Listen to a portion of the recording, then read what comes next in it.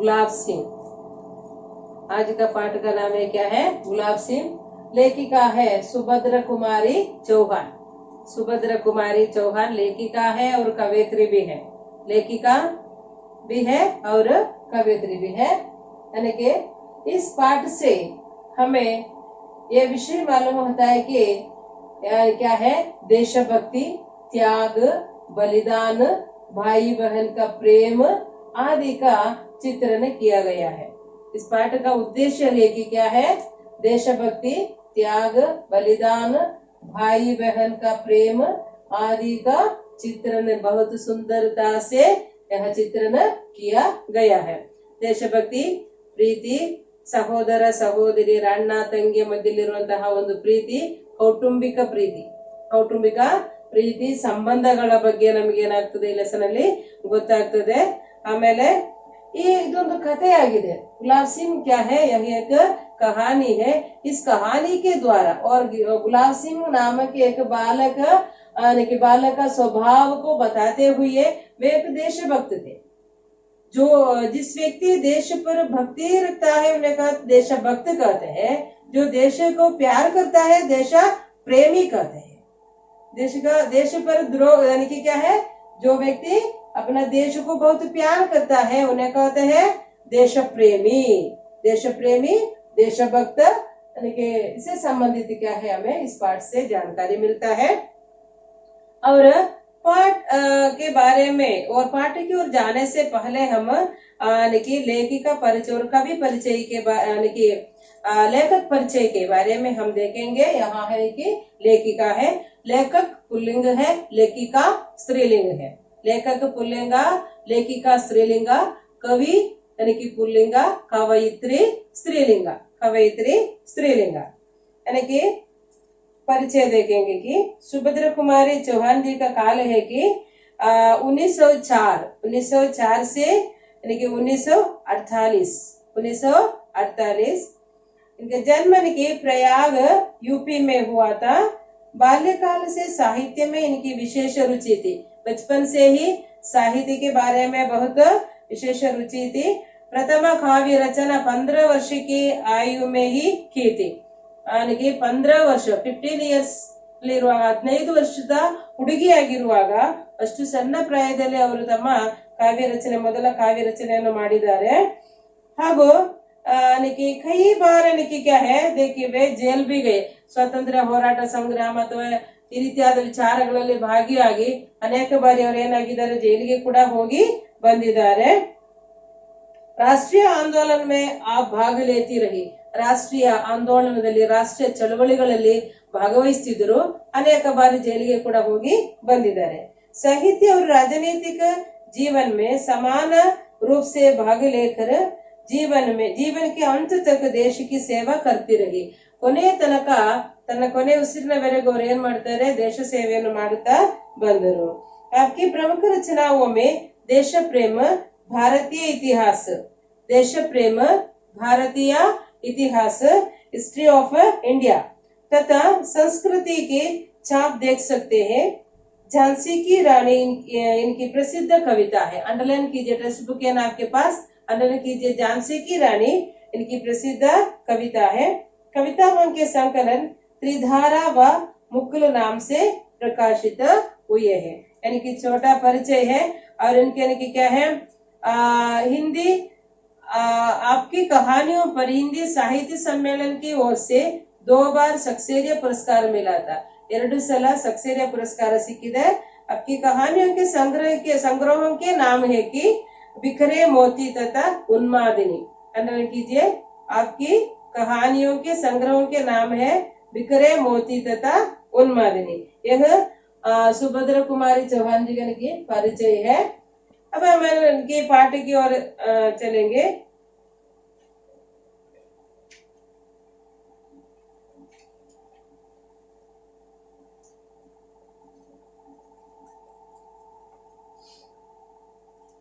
पाठ है, ध्यान से देखना। दिन और तारीख की जरूरत नहीं, जब हम अमर अंत की कहानी कहने वाले हैं तब एक दिन और एक तारीख को पकड़कर क्यों चले। उसके घर में पिता थे, माँ थी और एक गुड़िया सी बहन थी। गुलाब सिंह सारे घर का दुलारा था। एक दिन की बात है, वो बीमार पड़ा।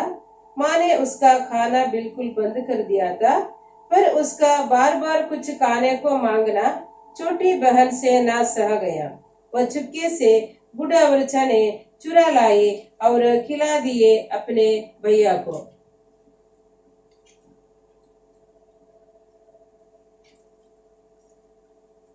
उसके बाद भैया का बुखार बढ़ गया, पर वह तो खिला ही चुकी थी।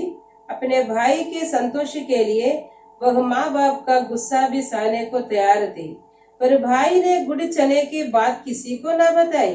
धीरे धीरे रोग उतर गया, पर भाई के मन पर बहन के प्रेम की छाप पड़ गई। ऐसी एक नहीं, अनेक बातें बहन की, माँ की, पिता की उसके मन पर छपी थी। वह कभी उनसे लड़ता झगड़ता भी, पर आंखों के आंसू और मन के रंग उसके मन पर छपे इन तस्वीरों को धो ना सके। एक दिन ऐसी हवा बही कि मुरझाए हुए दिलों में नई जान आ गई। यह हवा उमंगों की हवा थी। बड़ा भारी जुलूस निकलना था, पर बादशाह का हुक्म था कि जुलूस ना निकले। शहर में आतंक छा गया। बड़ा आया बादशाह, क्यों ना निकले जुलूस, क्यों ना निकले हमारा झंडा, भाई ने बहन से कहा। बहन बोली, कौन है यह बादशाह? भैया ने कहा, होगा कोई। बहन ने पूछा, क्यों ना निकले जुलूस, क्यों ना निकले झंडा? भाई कटु स्वर में बोला, हमारा देश बादशाह का गुलाम जो है। उतरता तब तो जरूर निकले जुलूस, हम जरूर फहराएंगे अपना झंडा, देखते हैं कौन रोकता है हमें। झंडे की तैयारी होने लगी। बहन ने अपनी पुरानी ओढ़नी फाड़कर झंडा बना लिया। लाल हरा रंग भी चढ़ गया। भाई ने उसे अपने खेलने के डंडे से बांध लिया। झंडा तैयार था। अब पाठ ध्यान से सुने हैं। अब इससे संबंधित थोड़ा विवरण मैं देना चाहती हूँ। दिन और तारीख की जरूरत नहीं, जब हम अमर अंत्य की कहानी कहने वाले हैं। अमर अमर मतलब है कि जो व्यक्ति अपने देश के लिए अपने प्राण न्यौछावर कर देते हैं, अपना प्राण यानी कि और शहीद करते हैं, ऐसे और कुर्बान करते हैं, अपने प्राण को क्या है कुर्बान करते हैं, ऐसे लोगों को क्या कहते हैं, मरने के बाद भी ये लोग अमर बन जाते हैं। उदाहरण के लिए महात्मा गांधी जी हो, यानी कि और सुभाष चंद्र हो, यानी कि ऐसे महान व्यक्तियों ने क्या है अपना प्राण अपने देश के लिए, अपना परिवार के लिए नहीं दिए हैं, अपने देश के लिए ये लोग क्या करे हैं कि अपना प्राण को कुर्बान करे हैं। इसलिए लोग मरने के बाद भी क्या है ये लोग अमर बन जाते हैं। अमर जननी, what is the meaning of अमर जननी? यानी कि ऐसे शहीद लोगों के क्या है जन्म दिए माता है हमारा भारत भूमि, इसलिए कहते हैं अमरों के जननी भारत भूमि है। समझ में आ गया? अब अमर शब्द का अर्थ ಸತ್ತು ಹೋದರೂ ಕೂಡ ಮರಣ ಹೊಂದಿದರೂ ಕೂಡ ಅವ್ರು ಏನಾಗಿರ್ತಾರೆ, ಎಲ್ಲರ ಮನಸ್ಸಿನಲ್ಲಿ ಎಲ್ಲರ ಹೃದಯದಲ್ಲಿ ಏನಾಗಿರ್ತಾರೆ, ಪುಸ್ತಕಗಳ ಪುಟಗಳಲ್ಲಿ ಸ್ವರ್ಣ ಅಕ್ಷರಗಳಲ್ಲಿ ಬರೆದಿಟ್ಟಿರ್ತಾರೆ ಅವರ ಹೆಸರನ್ನು. ಅವರು ಏನಾಗ್ತಾರೆ, ಶಾಶ್ವತವಾಗಿ ನೆನಪಿನಲ್ಲಿ ಉಳಿದಿರ್ತಾರೆ. ಅವರನ್ನು ಅಮರರು ಅಂತ ಹೇಳ್ತೇವೆ. ಸೈನಿಕರು ಮರಣ ಹೊಂದಿದರೆ ಏನಾಗ್ತದೆ, ಅವರ ಹೆಸರು, ಅವರನ್ನು ಅಮರರು ಅಂತ ಹೇಳ್ತೀವಿ ನಾವು. ಸಾಮಾನ್ಯ ಮನುಷ್ಯರು मरना होंगे ಏನಾಗ್ತದೆ, एक दिन या 2 दिन, तीसरे दिन में क्या है भूल जाते, ಮೂರನೇ ದಿನಕ್ಕೆ ಏನಾಗ್ತದೆ ಮರ್ತೇ ಬಿಡ್ತೀವಿ ಅಲ್ವಾ. ಅಷ್ಟೇ ಮನುಷ್ಯರು. ಆದ್ರೆ ಅವರದೆಲ್ಲ ಹೆಸರುಗಳನ್ನು ಸ್ವರ್ಣ ಅಕ್ಷರಗಳಲ್ಲಿ ಹಿಸ್ಟ್ರಿ ಪೇಜಸ್ ಮೇಲೆ ಏನ್ ಮಾಡ್ತಾರೆ, ಬುಕ್ಕಿನಲ್ಲಿ ಏನಾಗ್ತದೆ ಬರೆಯಲ್ಪಡ್ತದೆ. ಅವರ ಹೆಸರುಗಳು ಮರೆತು ಹೋಗುವುದಿಲ್ಲ. ಆ ಶಬ್ದ ಅರ್ಥ ನಿಮಗೆ ಸರಿ ಅರ್ಥ ಆಯ್ತು ಅಂತ ತಿಳ್ಕೊಳ್ತೀನಿ. ಇಲ್ಲಿ ಬಂದಂತಹ ಈ ವಿಷಯ ಏನೆಂದರೆ, ಒಂದು ವಿಶಿಷ್ಟವಾದ ಅಥವಾ ಒಂದು ಈ ರೀತಿಯಾದಂತಹ ಒಂದು ಕಥೆಯನ್ನು ಹೇಳುವುದಕ್ಕೆ ಒಂದು ವಿಶೇಷವಾದ ಒಂದು ದಿವಸನೋ ಒಂದು ತಾರೀಕು ಒಂದು ಡೇಟ್ ಅವಶ್ಯಕತೆ ಏನು ಇಲ್ಲ ಎಂಬುದಾಗಿ, ಆ ರೀತಿಯಾದ ಒಂದು ಡೇಟ್ ಒಂದು ದಿವಸವನ್ನ ಇಟ್ಕೊಂಡು ಏನ್ ಮಾಡ್ಲಿಕ್ಕೆ ಉಂಟು ಎಂಬುದಾಗಿ. उसके घर में पिता आते. किसके घर में पिता आते? ಗುಲಾಬ್ ಸಿಂಗ್ ಕೆ ಘರ್ ಮೇ ಪಿತಾ ಆತೆ. ಯಾರೆಲ್ಲ ಇದ್ದರು ಅವರ ಮನೆಯಲ್ಲಿ ಎಂಬುದಾಗಿ पिताजी थे, माँ थी और एक गुड़िया सी बहन थी. ಅಮ್ಮ ಇದ್ರು, ಅಪ್ಪ ಇದ್ರು, ಜೊತೆಗೆ ಗೊಂಬೆ ಅಂತ ಇರುವಂತಹ ಒಂದು ಸುಂದರಿಯಾದಂತಹ ತಂಗಿ ಕೂಡ ಇದ್ಲು. ಯಾರಿಗೆ? ಗುಲಾಬ್ ಸಿಂಗ್ಗೆ. गुलाब सिंह परिवारದಲ್ಲಿ उनके परिवार में कौन कौन थे? माता पिता थे, उसके साथ गुड़िया सी एक बहन थी. ಗುಡಿಯಾ ಅಂದ್ರೆ ಏನು ಅರ್ಥ? ಗೊಂಬೆ ಹಾಗೆ ಇರುವಂತಹ, ಬಹಳ ಚೆನ್ನಾಗಿ ಒಂಥರ ಡಾಲ್ ತರ ಇರುವಂತಹ ಅಷ್ಟು ಸುಂದರಿಯಾದ ಒಂದು ತಂಗಿ ಇದ್ಲು ಅವಳಿಗೆ. बहन भाई अन्यलिंग है बहन. गुलाब सिंह सारे घर का दुलारा था. दुलारा इसका अर्थ है कि लाडला. दुलारा मतलब है लाडला, अति प्रिय. ಎಲ್ಲರ ಮೇಲೇನೂ ಪ್ರೀತಿ ಇರ್ತದೆ, ಆದರೆ ಇನ್ನು ಸ್ವಲ್ಪ ಜಾಸ್ತಿ ಪ್ರೀತಿ ಇರ್ತದಲ್ಲ, ಅದನ್ನ ನಾವು ಲಾಡಲ ಅಂತ ಹೇಳ್ತೀವಿ. ಏನು? ಗುಲಾಬ್ ಸಿಂಗ್ घर के सारे माता पिता के और बहनों क्या है कि घर का सारे घर का दुलारा था. ಇಡೀ ಮನೆಯವರಿಗೆ ಆತನು ಅತಿ ಪ್ರಿಯನಾಗಿದ್ದ. ಆದರೆ ಆತನ ಕ್ಯಾರೆಕ್ಟರ್ ಅಷ್ಟು ಒಳ್ಳೇದಾಗಿದೆ ಅಲ್ವಾ? ನಾವು ಈ ಕಥೆಯಲ್ಲಿ ಮುಖ್ಯವಾದ ಪಾತ್ರ ಗುಲಾಬ್ ಸಿಂಗ್ ಅಂತ ತಿಳ್ಕೊಳ್ತೀವಿ. ಎಲ್ಲಾ ಗುಣಗಳು ನಾನು ಇಲ್ಲಿ ಕೊಟ್ಟಿರುವಂತ ಎಲ್ಲಾ ಗುಣಗಳಿದೆಯಲ್ಲ, ಯಾರಲ್ಲಿ ಉಂಟು? ಗುಲಾಬ್ ಸಿಂಗ್ ಅಲ್ಲಿ ಉಂಟು. ಏಕ ದಿನ್ ಕಿ ಬಾತ್ ಹೈ. ಒಂದು ದಿವಸ ಏನಾಯ್ತು? ಏಕ ದಿನ್ ಅನ್ಕಿ ಬಚ್ಚಪನ್ ಅನ್ಕಿ ಕ್ಯಾ ಹೈ? ಇನ್ಕೆ घर में घटित हुई एक घटना है. वो बीमार पड़ा. कौन बीमार पड़ा? गुलाब सिंह बीमार पड़ा. ಯಾರಿಗೆ ಅನಾರೋಗ್ಯ ಆಯ್ತು? ಗುಲಾಬ್ ಸಿಂಗ್ ಏನಾಗ್ತದೆ? ಅವನು ಅಸ್ವಸ್ಥನಾಗ್ತಾನೆ, ತನ್ನ ಆರೋಗ್ಯವನ್ನು ಕಳೆದುಕೊಂಡ್ ಬಿಟ್ಟ. ಮಾನೆ ಉಸ್ಕಾ ಖಾನಾ ಬಿಲ್ಕುಲ್ ಬಂದ್ ಕರ್ ದಿಯಾ ಗಯಾ. ನಿಮ್ಗೂ ಹಾಗೆ ಮಾಡ್ತಾರಲ್ಲ ಮನೆಯಲ್ಲಿ? ಆ ಅನಾರೋಗ್ಯವಾದ್ರೆ ಏನ್ ಮಾಡ್ತಾರೆ ನಿಮ್ಮ ಅಮ್ಮ? ಫಸ್ಟಿಗೆ ಏನ್ ಬೇಕು ಫುಡ್, ಎಷ್ಟು ಬೇಕು ಕರೆಕ್ಟ್ ಆಗಿ ಯಾವ್ದು ಬಿರಿಯಾನಿ ಎಲ್ಲ ಮಾಡಿ ಕೊಡಲ್ಲ. ಆಗ ಏನೋ ಗಂಜಿನೋ ಹಾಲೋ ಬ್ರೆಡ್ ಕೊಟ್ಟು ನಿಮ್ಮನ್ನ ಏನ್ ಮಾಡ್ತಾರೆ? ಬೇಗ ನೀವು ಆ ರೋಗದಿಂದ ವಿಮುಕ್ತರಾಗುವುದಕ್ಕೆ ನಿಮ್ಮ ಅಮ್ಮ ಬಯಸ್ತಾರೆ. ಹಾಗೇನೆ ಗುಲಾಬ್ ಸಿಂಗ್ಗೆ ಜ್ವರ ಬರ್ತದೆ, ಜೋರಾಗಿ ಬುಖಾರ್. ನನಗೆ ಇसे क्या कर रहे माँ? ನನಗೆ ಖಾನಾ ಬಿಲ್ಕುಲ್ ಬಂದ್ ಕರ್ ದಿಯಾ. ಏನು ಕೊಡುವುದಿಲ್ಲ ಅಮ್ಮ. पर उसका बार बार कुछ खाने को मांगना. ಈ ಅನಾರೋಗ್ಯ ಬಂದರೆ ನಾವು ನಮ್ಗೆ ಬೇಡವಾದ ವಸ್ತುನು ಬೇಕು ಅಂತ ಅನಿಸ್ತದೆ. ಆದ್ರೆ ಇವನು ಏನ್ ಮಾಡ್ತಾನೆ ಗುಲಾಬ್ ಸಿಂಗ್? ನನಗೆ ಬೇಕು ಆಹಾರ, ಏನೋ ತಿನ್ಬೇಕು ಅಂತ ಪದೇ ಪದೇ ಕೇಳ್ತಾನೆ. ಚೋಟಿ ಬಹನ್ ಸೆ ನಾ ಸಹ ಗಯ. ನೋಡಿ, ಇಲ್ಲಿ ಒಂದು ಡೀಪ್ ರಿಲೇಶನ್ಶಿಪ್ ನಾವು ಗಮನಿಸ್ತೀವಿ. ಗುಲಾಬ್ ಸಿಂಗ್ ಮತ್ತು ಆತನ ತಂಗಿ ಅಥವಾ ತನ್ನ ಸಹೋದರಿಯ ಜೊತೆ ಅವರ ಇಬ್ಬರ ಮಧ್ಯದಲ್ಲಿ ಒಂದು ಒಳ್ಳೆಯ ಸಂಬಂಧ ಇತ್ತು. ತಂಗಿ ಕೇಳ್ತಾಳೆ, ಆ ಸಹೋದರನೇ ಈ ತರ ಆಹಾರವನ್ನು ಕೇಳುವುದನ್ನು ಕೇಳಿಸಿಕೊಳ್ತಾಳೆ. ಅವಳಿಗೆ ಅದು ಸಹಿಸಲಿಕ್ಕೆ ಆಗೋದಿಲ್ಲ. ಒಚ್ಚುಕೆಸೆ ಗುಡವರು ಚನೆ ಚುರಾಲಾಯಿ. ಕೈಸೇಲಾಯಿ? ಚುರಾಲಾಯಿ. ಹೇಗೆ ತೆಗೆದುಕೊಂಡು ಬರ್ತಾಳೆ? ಕದ್ದು ತೆಗೆದುಕೊಂಡು ಬಂದಳು. ಏನನ್ನು? ಗುಡ್ ಅವರು ಚನ. Good means what? ಬೆಲ್ಲ. ಎಲ್ಲರಿಗೂ ಇಷ್ಟ ಅಲ್ವಾ ಮಕ್ಕಳಿಗೆ? ಬೆಲ್ಲ ಮತ್ತು ಚನ ಅಂದ್ರೆ ಏನು? ಕಡಲೆಯನ್ನು ಏನ್ ಮಾಡ್ತಾಳೆ? ಅವಳು ಕದ್ದು ತೆಗೆದುಕೊಂಡು ಬಂದಳು. ಏಕೆಂದ್ರೆ ಮಕ್ಕಳಿಗೆ ಕೆಲವೆಲ್ಲ ತಿಂದ್ರೆ ಜೀರ್ಣ ಆಗುದಿಲ್ಲ ಅಂತ ಅಮ್ಮ ಸ್ವಲ್ಪ ಮೇಲೆ ಎಲ್ಲೂ ಇಟ್ಟಿರ್ಬೇಕು. ಅವಳು ಏನ್ ಮಾಡ್ತಾಳೆ? ಈ ಎರಡು ಪದಾರ್ಥಗಳನ್ನು, ವಸ್ತುಗಳನ್ನು ಕದ್ದು ತಗೊಂಡು ಬಂದು ತನ್ನ ಅಣ್ಣನಿಗೆ ಕೊಡ್ತಾಳೆ. ಯಾರಿಗೆ ಕೊಡ್ತಾಳೆ? ಅಣ್ಣನಿಗೆ. ಚುರಾಲಾಯಿ ಅವರು ಖಿಲಾದಿಯೇ ಅಪನೆ ಭೈಯಾಕೋ. ತಿನ್ನಿಸಿದಳು. ಖಾನಾ ಇಸ್ ಶಬ್ದ ಕಾ ಪ್ರೇರಣಾರ್ಥಕ ಪ್ರಥಮ ಪ್ರೇರಣಾರ್ಥಕ ರೂಪ ಹೇ ಖಿಲಾನಾ. ಖಾನಾ ಖಿಲಾನಾ. ಓಕೆ, ಯಾರಿಗೆ ತಿನ್ನಿಸಿದ್ಲು? ಅಣ್ಣನಿಗೆ ತಿನ್ನಿಸಿದ್ಲು. ಕದ್ದು ಅಮ್ಮ ನೋಡ್ಲಿಲ್ಲ, ಅಪ್ಪನು ನೋಡ್ಲಿಲ್ಲ. उसके बाद भैया का बुखार बढ़ गया. क्यों बुखार बढ़ गया? गुड़ और चना खाने से क्या हो गया? बुखार बढ़ गया. ಆತನ ಜ್ವರವು ಏನಾಗ್ತದೆ? ಜಾಸ್ತಿ ಆಯಿತು. पर वह तो खिला ही चुकी थी. ಆ ತಂದು ಕೊಟ್ಟ ವಸ್ತುವನ್ನು ಅವನು ತಿಂದು ಬಿಟ್ಟಿದ್ದ.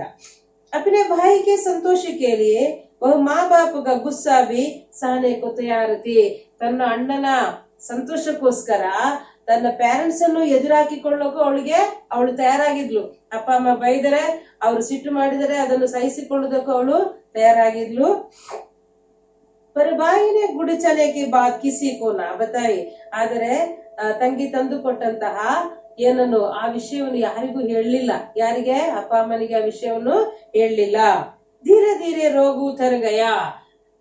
ಧೀರೆ ಧೀರೆ ಧೀರೆ ಧೀರೆ ವಿಲೋಮಾರ್ಥಕ ಶಬ್ದ ಹೇ ಜಲ್ದಿ ಜಲ್ದಿ. ಧೀರೆ ಅಂದ್ರೆ ಸ್ಲೋಲಿ ಏನಾಗ್ತದೆ? ಆ ಜ್ವರವು ಇಳಿಯುತ್ತದೆ. ಧೀರೆ ಕ್ಯಾನಕಿ ರೋಗ ಉತರ ಗಯಾ. पर भाई के मन पर बहन के प्रेम की छाप पड़ गई। मतलब है कि बहन के प्रति प्रेम की छाप पड़ गई, बहन के प्रति प्रेम की छाप पड़ गई। छाप पड़ना मतलब है कि असर पड़ना और प्रभाव पड़ना। किस पर? बहन पर। ತನ್ನ ಸಹೋದರಿಯ ಪ್ರೀತಿಯ ಮೇಲೆ ಆತನ ತಂಗಿಯ ಪ್ರೀತಿಯ ಏನು ಪ್ರೀತಿ ಹಾಗೆಯೇ ತಂಗಿಯ ಮೇಲೆ ಇದ್ದ ಪ್ರೀತಿ ಇದೆಯಲ್ಲ ಅದು ಹಾಗೆಯೇ ಆತನಲ್ಲಿ ಬೇರೂರುತ್ತದೆ। इस प्रकार हमें इस पैराग्राफ से मालूम होता है कि भाई और बहन के बीच में यानी कैसा संबंध रहती है, इससे संबंध हमें मालूम होता है। ऐसी एक नहीं रीति ಒಂದಲ್ಲ अनेक बातें, एक इसका अन्य वचन है अनेक, एक दो नहीं है, एक अनेक, ಒಂದು ಹಲವು, बात बातें, बात एक वचन है, बातें यानी बहुवचन है।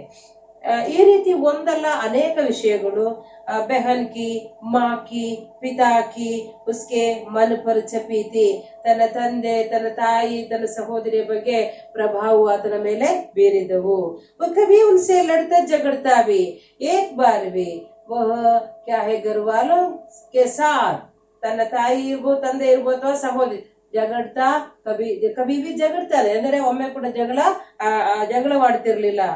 आंखों के आंसू और मन के रंग उसके मन पर छपे इन तस्वीरों को धो ना सके, ಮನಸ್ಸಿನ ಮೇಲೆ ಬೀರಿದಂತಹ ಪ್ರಭಾವಗಳನ್ನು ಅಳಿಸಿ ಹಾಕ್ಲಿಕ್ಕೆ ಆತನಿಗೆ ಆಗ್ತಿರ್ಲಿಲ್ಲ। एक दिन ಈ ರೀತಿಯಾಗಿ ನಾವು इस प्रकार हम क्या है गुलाब सिंह के परिवार से संबंधित और भाई और बहन के बीच में कैसे संबंध था, इससे हमें क्या है परिचय मिला है। अब आगे की बात है कि एक दिन ऐसी हवा बही कि मुरझाए हुए दिलों में नई जान आ गई। ಒಂದು ದಿವಸ ಈ ರೀತಿಯಾದಂತಹ ಒಂದು ವಿಷಯವು ಅಲ್ಲಿ ಹರಡುತ್ತೆ ಅಥವಾ ಅದಕ್ಕೆ ಐಸಿ ಹವಾ ಬಹೀಕಿ ಅಂದರೆ ಈ ರೀತಿಯಾದ ಅಲೆ ಎದ್ದೇಳುತ್ತೆ, ಈ ರೀತಿಯಾದ ಒಂದು ಗಾಳಿಯಲ್ಲಿ ಬೀಸುತ್ತೆ।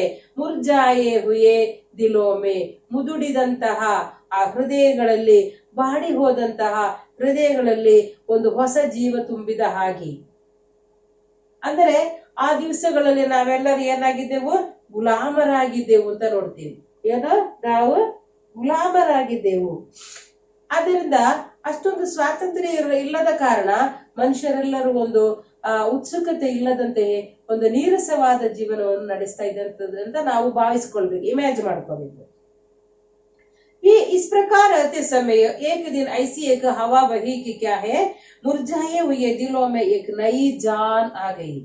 यह हवा उमंगों की हवा थी। हवा ಅಂದರೆ ಇಲ್ಲಿ ಗಾಳಿ ಅಂತ ಆಗುತ್ತೆ, ಅಲೆಗಳು ಅಂತ ಹೇಳ್ಬೋದು, ಅದು ಇನ್ನು ಸೂಕ್ತವಾದ ಪದ। ಉತ್ಸುಕತೆಯ, ಸ್ವಾತಂತ್ರ್ಯದ, ಉತ್ಸಾಹದ ಅಲೆಗಳು। ಅದು ಎಂತಹ ಅಲೆಗಳು? ಸ್ವಾತಂತ್ರ್ಯದ, ಉತ್ಸಾಹದ ಅಲೆಗಳು ಆಗಿದ್ದವು। ಅದು बड़ा भारी जुलूस निकलना था। जुलूस इसका अर्थ है कि जन यात्रा। जुलूस मतलब है जन यात्रा, ಪ್ರೊಸೆಷನ್ ಅಂತ ಹೇಳ್ತೀವಿ। ಜುಲೂಸ್ ಅಂದ್ರೆ ಏನು ಅರ್ಥ? Procession, procession. ಒಂದು ದೊಡ್ಡ ಸ್ವಾತಂತ್ರ್ಯದ ಒಂದು ಪ್ರೊಸೆಷನ್ ಹೊರಡುವುದು ಇತ್ತು ಎಂಬುದೇ ಆಗಿತ್ತು ಆ ಖುಷಿಯ ವಿಷಯ। पर बादशाह का हुक्म था कि जुलूस ना निकले। ಆದರೆ ರಾಜನ ಆರ್ಡರ್ ಆಗುತ್ತೆ, ಯಾರು ಆ ಪ್ರೊಸೆಷನ್ ಅಲ್ಲಿ ಭಾಗವಹಿಸಬಾರದು ಮತ್ತು ಪ್ರೊಸೆಷನ್ ಹೊರಡಬಾರದು। क्या है? बादशाह का हुक्म क्या था? यानी कि जुलूस ना निकले और कोई भी क्या है उस जुलूस में ना भाग लेना। ಯಾರು ಆ ಜುಲೂಸ್ ನಲ್ಲಿ ಅಥವಾ ಪ್ರೊಸೆಷನ್ ಅಲ್ಲಿ ಏನ್ ಮಾಡಬಾರದು? ಭಾಗವಹಿಸಬಾರದು ಎಂಬುದಾಗಿ ಆದೇಶವನ್ನು ಹೊರಡಿಸ್ತಾರೆ। ಯಾರು ಆದೇಶವನ್ನು ಹೊರಡಿಸಿದ್ದು? बादशाह। बादशाह इसका अर्थ है कि राजा। बादशाह शब्द का अन्यलिंग रूप है कि बेगम। बादशाह शब्द का अन्यलिंग रूप है बेगम। राजा, रानी। राजा अन्यलिंग है रानी। शहर में आतंक छा गया। यानी कि बादशाह के हुक्म को सुनकर या हुक्म से उस नगर में, उस शहर में आतंक छा गया। ಆತಂಕ ಏನಾಗುತ್ತದೆ? ಉಂಟಾಗುತ್ತದೆ। ಎಲ್ಲ ಒಂದು ರೀತಿಯಾದ ಗಲಿಬಿಲಿ ಆಗುತ್ತೆ, ಗೊಂದಲ ಉಂಟಾಗುತ್ತೆ। ಆ ಸಮಯದಲ್ಲಿ. ಬಡ ಆಯ ಬಾದಶಾ ಯಾರ ಮಾತಿದ್ದು? ಇದು ಗುಲಾಬ್ ಸಿಂಹನ ಮಾತು ನೋಡಿ. ಕ್ಯೂ ನಾ ನಿಕಲೆ ಜುಲೂಸ್, क्यों ना निकले हमारा झंडा, भाई ने बहन से कहा. इस प्रकार और इस वाक्य को किसने कहा? भाई ने बहन से कहा. ಯಾಕೆ ನಾವು ಮೆರವಣಿಗೆ ಹೊರಡಬಾರದು? ನಮ್ಮ ಧ್ವಜವನ್ನು ಹಿಡ್ಕೊಂಡು, ನಿಮಗೆ ಗೊತ್ತಿದೆ ಯಾವುದೇ ಒಂದು ಮೆರವಣಿಗೆ किसी एक जुलूस निकलते समय किसके नीचे हम और किसे पकड़कर हम करते हैं? झंडा. ಆ झंडा ಎನ್ನುವುದು ಒಂದು ಪ್ರಗತಿ, ಒಂದು ಸ್ವಾತಂತ್ರ್ಯದ ಒಂದು ಸಂಕೇತವನ್ನು ತೋರಿಸುವಂತದ್ದು ಆಗಿರುತ್ತದೆ. ಅವನಿಗೆ भाई ने अपने बहन से कहा, क्यों ना निकले जुलूस, क्यों ना निकले हमारा झंडा, हमारा झंडा. निಮಗೆ ಗೊತ್ತಿದೆ ಅಲ್ವಾ? आप सुने कि छोटे बच्चे सभी को मालूम है ध्वज से संबंधित झंडा, ध्वज, पताका, ये सब क्या है? इस शब्द का समानार्थक होती है. यानी कि तिरंग झंडा क्या है? हमारी झंडा है तिरंग झंडा. 3 ಬಣ್ಣಗಳನ್ನು ಹೊಂದಿದಂತಹ ಏನಾಗಿದೆ? ತ್ರಿವರ್ಣ ಧ್ವಜವಾಗಿದೆ ನಮ್ಮ ಧ್ವಜ. इसलिए यह देश प्रेमी बालक गुलाब सिंह ऐसा कहते हैं, क्या है? क्यों ना निकले हमारा झंडा, ನಮ್ಮ ಧ್ವಜವನ್ನು ಯಾಕೆ ನಾವು ತೆಗೆದುಕೊಂಡು ಹೋಗಬಾರದು ಎಂಬುದಾಗಿ ಆ ಬಾಲಕ ಹೇಳ್ತಾರೆ. ಬಹನ್ ಬೋಲಿ, ಕೋನ್ ಹೇ ಯೆ ಬಾದಶಾ. ಆಕೆಗೆ ಅರ್ಥನೇ ಆಗೋದಿಲ್ಲ. ಯಾರು? ಕೋನ್ ಹೇ ಯೆ ಬಾದಶಾ, ಯಾರು ಬಾದಶಾ, ಯಾರು ರಾಜ? ಆಗ ಸಮಯ ಭಯ್ಯಾನೆ ಕಹ ಹೋಗಾ ಕೋಯಿ. ಸ್ವಲ್ಪ ಕೋಪನ ಬಂತು. ಯಾರಿಗೆ ಕೋಪ ಬಂತು? ಬಹನ ಬಾಯಿಗೆ. ಯಾರಿಗೆ? ಅದಕ್ಕೆ ಗುಲಾಬ್ ಸಿಂಹಿಗೆ ಕೋಪ ಬರ್ತದೆ. ಆತ ಹೇಳ್ತಾನೆ ತನ್ನ ಸಹೋದರಿ ಹತ್ರ, ಹೋಗಾ ಕೋಯಿ ಇರ್ತಾರೆ ಎಂಬುದಾಗಿ. ಬಹನ್ನೇ ಪೂಚ, ಕ್ಯೂ ನಾ ನಿಕಲೆ ಜುಲೂಸ್, ಕ್ಯೂ ನಾ ನಿಕಲೆ झंडा, ಯಾಕೆ ಪ್ರೊಸೆಷನ್ ಹೊರಡಬಾರದು? ಯಾಕೆ ನಾವು ಧ್ವಜವನ್ನು ತೆಗೆದುಕೊಂಡು ಹೊರಡಬಾರದು? भाई कटु स्वर में बोला, ಸ್ವಲ್ಪ ಕಠಿಣವಾಗಿ, ಸ್ವಲ್ಪ ಜೋರಾಗಿ ಹೇಳ್ತಾನೆ. भाई हमारा देश बादशाह का गुलाम जो है. ಈಗ ನಿಮಗೆ ಅರ್ಥ ಆಯ್ತಲ್ಲ, ನಾವು ಯಾರ ಗುಲಾಮರಾಗಿದ್ದೆವು? ರಾಜನ ಗುಲಾಮರಾಗಿದ್ದೆವು. ನಮಗೆ ಸ್ವಾತಂತ್ರ್ಯ ಇರಲಿಲ್ಲ, ನಾವು ಏನಾಗಿದ್ದೆವು? ಗುಲಾಮರಾಗಿದ್ದೆವು. ಅದಕ್ಕೆ ಅವನು ಹೇಳ್ತಾನೆ, हमारा देश बादशाह का गुलाम जो है. यानी कि बादशाह के हुक्म के अनुसार ही हम जाना है, हम चलना है, आ सब कुछ हम करना है. ಉತ್ತರತಾ ಆಗ ಬಹನಿಗೆ ಸ್ವಲ್ಪ ಕೋಪ ಬರ್ತದೆ, ಸ್ವಲ್ಪ ನೋವುಂಟಾಗುತ್ತದೆ. ಆಕೆ ಹೇಳ್ತಾಳೆ, ತಬತು ಜರೂರ್ ನಿಕಲೆ ಜಲೂಸ್. ಹಾಗೇನಾ? ಹಾಗಾದ್ರೆ ನಾವು ಏನ್ ಮಾಡ್ಬೇಕು?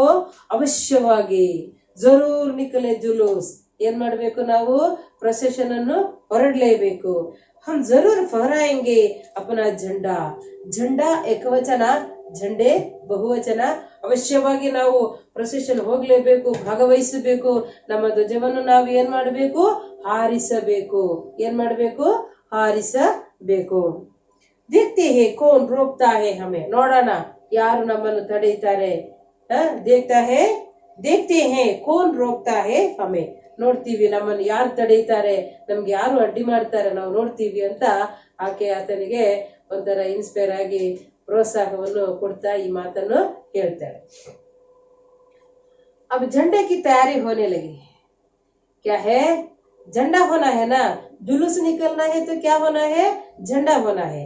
यानी कि अब झंडे की तैयारी होने लगी. तैयारी एकवचन है, तैयारियां बहुवचन है. ತಯಾರಿ ಏಕವಚನ ಹೇ, ತಯಾರಿಯ ಬಹುವಚನ ಹೇ. ಈಗ ಧ್ವಜದ ಒಂದು ತಯಾರಿ ನಡೆಯುತ್ತದೆ. बहन ने अपनी पुरानी ओढ़नी फाड़कर झंडा बना लिया. अंडरलाइन कीजिए आपके पुस्तक टेक्स्ट बुक में. बहन ने अपनी पुरानी ओढ़नी, ओढ़ने का कपड़ा है, दुपट्टा. ಹೆಣ್ಮಕ್ಳು ಹಾಕೊಳ್ಳೋದು ನೋಡಿದಿರಿ, ದುಪ್ಪಟ ಹಾಕೊಳ್ತಾರಲ್ಲ, ಆ ದುಪ್ಪಟವನ್ನು ಪುರಾನಿ ಓಢನಿ, ನಯಾ ನಹೀ ಹೇ, ಪುರಾನಿ ಹೇ. ಆ ಹಳೆಯ ದುಪ್ಪಟವನ್ನು ಹರಿದು ಏನ್ ಮಾಡ್ತಾಳೆ ಅವಳು? ಅದರಿಂದ ಫಾಡ್ಕರ್ ಜಂಡ ಬನಾಲಿಯ. ಓಢನಿ ಏಕವಚನ, ಓಢನಿಯ ಬಹುವಚನ. ಓಢನಿ ಏಕವಚನ, ಓಢನಿಯ बहुवचन। अब पुरानी ओढ़नी को फाड़ कर झंडा बना लिया। लाल हरा रंग भी चढ़ गया, यानी कि दो रंग है, लाल और हरा। भाई ने उसे अपने खेलने के डंडे से बांध लिया। ಆತನು ಆ ಗುಲಾಬ್ ಸಿಂಹನ್ ಏನ್ ಮಾಡ್ತಾನೆ, ಆ झಂಡವನ್ನು ತನ್ನ ಸಹೋದರಿ ರೆಡಿ ಮಾಡಿ ಕೊಟ್ಟಂತಹ ಧ್ವಜವನ್ನು ಏನ್ ಮಾಡ್ತಾನೆ, ಅವನು ಅದನ್ನು ತಾನು ಆಟವಾಡುವಂತಹ ಆ ಒಂದು ದೊಣ್ಣೆ ತರ ಇರ್ತದಲ್ಲ ಒಂದು ಕೋಲು, ಅದಕ್ಕೆ ಏನ್ ಮಾಡ್ತಾನೆ, ಅದರ ತುದಿಗೆ ಅದನ್ನು ಕಟ್ಟಿದ। अब क्या है, झंडा ತಯಾರ था। ಈಗ ಏನಾಗಿದೆ, ಧ್ವಜವು ರೆಡಿ ಆಗಿದೆ। ನೆಕ್ಸ್ಟ್ ಏನು, ನೆಕ್ಸ್ಟ್ ಧ್ವಜ ಹಿಡ್ಕೊಂಡು ಏನ್ ಮಾಡ್ಬೇಕು, ಪ್ರೊಸೆಷನ್ ಹೋಗ್ಬೇಕು। ಈಗ ಪ್ರೊಸೆಷನ್ ಗೆ ಹೋಗೋ ತಯಾರಿ ನಡೀತಾ ಇದೆ। ಅಲ್ಲಿ ಯಾರು ಹೋಗ್ತಾ ಇರೋದು, ಗುಲಾಬ್ ಸಿಂಹ ಪ್ರೊಸೆಷನ್ ಹೋಗ್ತಾ ಇದ್ದಾನೆ। ಈಗ ಅದಕ್ಕೆ ಬೇಕಾದ ತಯಾರಿಯನ್ನು ಮಾಡ್ತಾ ಇದ್ದಾರೆ। ಆಮೇಲೆ आप लोगों को यहाँ तक मालूम हो गया क्या है, गुलाब सिंह कौन है। गुलाब सिंह एक देशभक्त है। इस कहानी के द्वारा हमें क्या पता चलता है, और लेखिका कौन है, सुभद्रा कुमारी चौहान जी। और कि इस कहानी से हमें ये विषय मालूम होता है, और बहन और भाई के संबंध कैसा था, ये दोनों के बीच में इतना ಗಹರ ಪ್ಯಾರ್ था, ಎಷ್ಟು ಆಳವಾದಂತಹ ಒಂದು ಪ್ರೀತಿ ಅವರ ಮಧ್ಯದಲ್ಲಿ ಇತ್ತು। उन्होंने बुखार के समय भी क्या है, बहन ने क्या खिला दिया, उसे क्या हो गया, ये सब विचारों के बारे में हमें मालूम हो गए। जो बाकी जो और कुछ है कि अगला कक्षा में अब लोगों का ग्रह कार्य है कि वो 7 एक मार्क्स का प्रश्न है, यानी कि इसे क्या करना है, इसका आंसर आप लोग लिखना है। यह ग्रह कार्य होमवर्क फॉर यू, यानी कि 6 प्रश्न है। यानी कि प्रश्न को आप लोग क्या करना है, टेक्स्ट बुक देखकर क्या उत्तर लिखना।